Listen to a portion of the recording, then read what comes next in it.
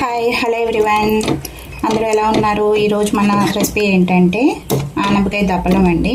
చాలా బాగుంటుంది. ఒకసారి ఇలా చేసి చూడండి, చాలా ఇష్టంగా తింటారు ఇంట్లో అందరూ కూడా. మీరు కూడా ఒకసారి ట్రై చేయండి. ఇది ముద్దపప్పు కాంబినేషన్లో కూడా చాలా బాగుంటుంది. ఆనపకాయ దప్పలం ఎలా చేసుకోవాలో మీరు కూడా చూసేయండి. దానికి నేను నల్లకాయ తీసుకున్నానండి, చాలా టేస్టీగా ఉంటుంది. ఫస్ట్ ఈ కాయని చెక్కు తీసేసుకొని మనకి కావాల్సిన సైజులో, అంటే కొంచెం పెద్ద సైజులోనే కట్ చేసుకోవాలి. కట్ చేసుకొని వాటర్లో వేసుకొని పక్కన పెట్టేసుకుందాం. నెక్స్ట్ మిగిలిన ప్రాసెస్ ఏంటో చూసేద్దాం. ఇంక ఇప్పుడు మిగిలిన ఇంగ్రీడియంట్స్ కూడా ఏమేం కావాలో చూసేద్దాం. నేను చిన్న సైజు ఉల్లిపాయలు 2 తీసుకున్నాను, 4 పచ్చిమిర్చి, 3 టమాటోలు, పసుపు, ఉప్పు, నిమ్మకాయ సైజ్ అంతా చింతపండు, కారం, ఆయిల్, పోపు దినుసులు, కరివేపాకు. ఇప్పుడు ప్రాసెస్ స్టార్ట్ చేసేసుకుందాం. ఇప్పుడు మన చింతపండుని ఒకసారి వాష్ చేసుకుని నానబెట్టేసుకుందాం. ఆనియన్స్ కట్ చేసేసుకున్నాను. ఇప్పుడు టొమాటోస్ కట్ చేసుకుందాం.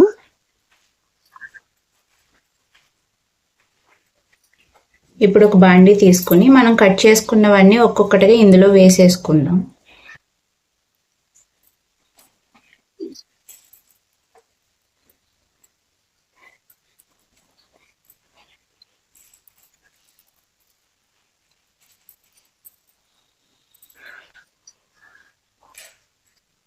కట్ చేసుకున్న పచ్చిమిర్చి, ఉల్లిపాయలు వేసేసుకుందాం.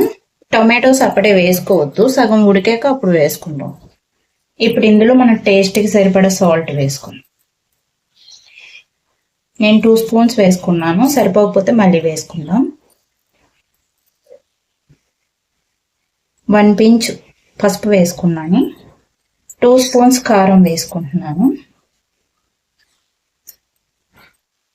2 టీ స్పూన్స్ ఆయిల్ కూడా వేసుకుంటున్నాను.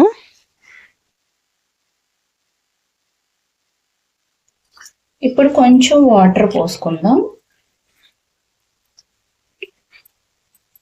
ఇప్పుడు ఇది తీసుకెళ్ళి మనం పొయ్యి మీద పెట్టుకుని ఉడికించేసుకుందాం.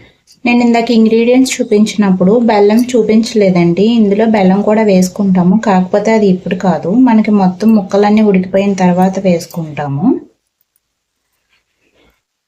ఇప్పుడు మనం స్టవ్ వెలిగించుకుని మన బాండీ పెట్టేసుకుందాం.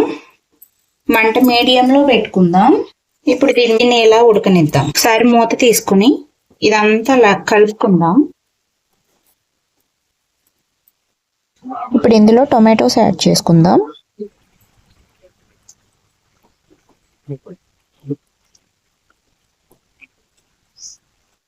మనకి టొమాటోస్ కూడా మగ్గిపోయాయి, చూసారా?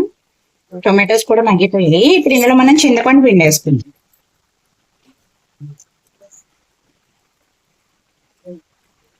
మనకి ఎంత పులుపు కావాలో అంత పులుపు పిండి వేసుకుందాం.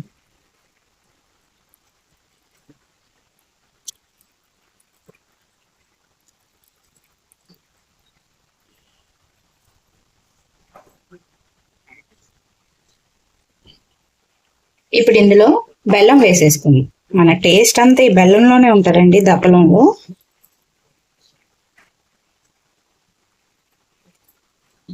ఇదంతా ఒకసారి కలిపేసుకుని మళ్ళీ ఒక 5 నిమిషాలు ఉడికించుకుందాం.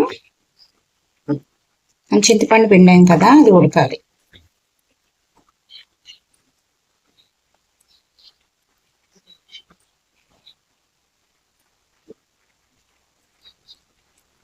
ఇప్పుడు ఇది మనకి లూజ్గా పులుసుగా ఉంది కదా.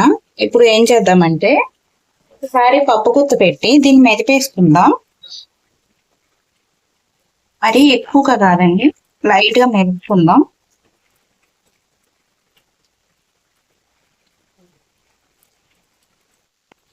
ఇలా మెదిపేసుకున్న తర్వాత మనం ఒక 5 నిమిషాలు మూత పెట్టి దీన్ని మళ్ళీ ఉడికించుకుందాం. ఇప్పుడు ఒకసారి ఉప్పు, కారం, పులుపు అన్ని చెక్ చేసుకుందామండి.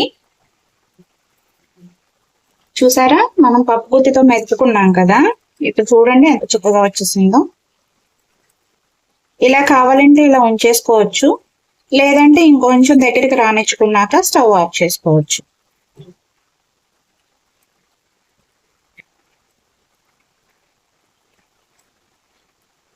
నాకు కొంచెం సాల్ట్ పడుతుందండి, నేను సాల్ట్ యాడ్ చేసుకుంటున్నాను.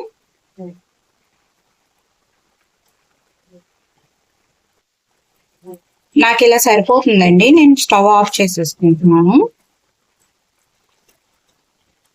ఇప్పుడు దీన్ని పక్కకు పెట్టేసుకుందాం. ఇప్పుడు తాలింపుకి మనం ఇలా తాలింపు వేసుకుని మూకుడు పెట్టుకుని ఇందులో ఆయిల్ పోసుకుందాం. ఇందులో ఒక సీక్రెట్ ఇంగ్రీడియంట్ ఉందండి, దానివల్ల మొత్తం టేస్ట్ అంతా మారిపోతుంది.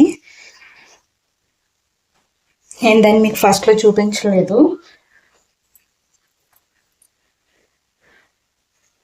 ఇప్పుడు మనకు ఆయిల్ హీట్ ఎక్కాక మన పోపు దినుసులు వేసుకుందాం. ఆవాలు, జీలకర్ర, మెంతులు. ఈ మెంతులు వల్ల మంచి ఫ్లేవర్ వస్తుంది, అస్సలు మిస్ చేయొద్దు. ఈ దప్పలంకి మెయిన్ ఇంగ్రీడియంట్స్ ఏంటంటే బెల్లం, ఈ మెంతులు, ఇంకొకటి మధ్యలో చూపిస్తాను. ఇప్పుడు మనకు ఆయిల్ వేడెక్కింది కదా, ఇప్పుడు ఇందులో మన పోపు దినుసులు వేసేసుకుందాం. అలాగే దంచి పెట్టుకున్న వెల్లుల్లి కూడా వేసుకుందాం.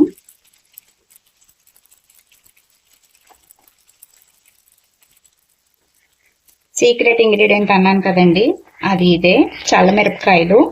ఇవి తాలింపులో వేస్తే పులుసు మాత్రం మంచి టేస్ట్ వస్తుంది. ఉంటే మాత్రం వేసుకోండి, మిస్ చేయొద్దు. ఇప్పుడు ఇవి వేసేసుకుందాం.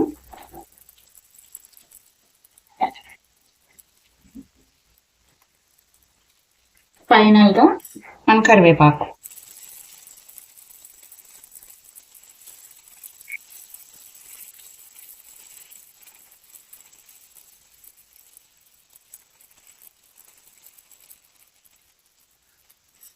ఇంకా స్టవ్ ఆఫ్ చేసేసుకుందాం. ఇదిగో ఇప్పుడు దీన్ని మనం దప్పలంలో వేసేసుకుందాం.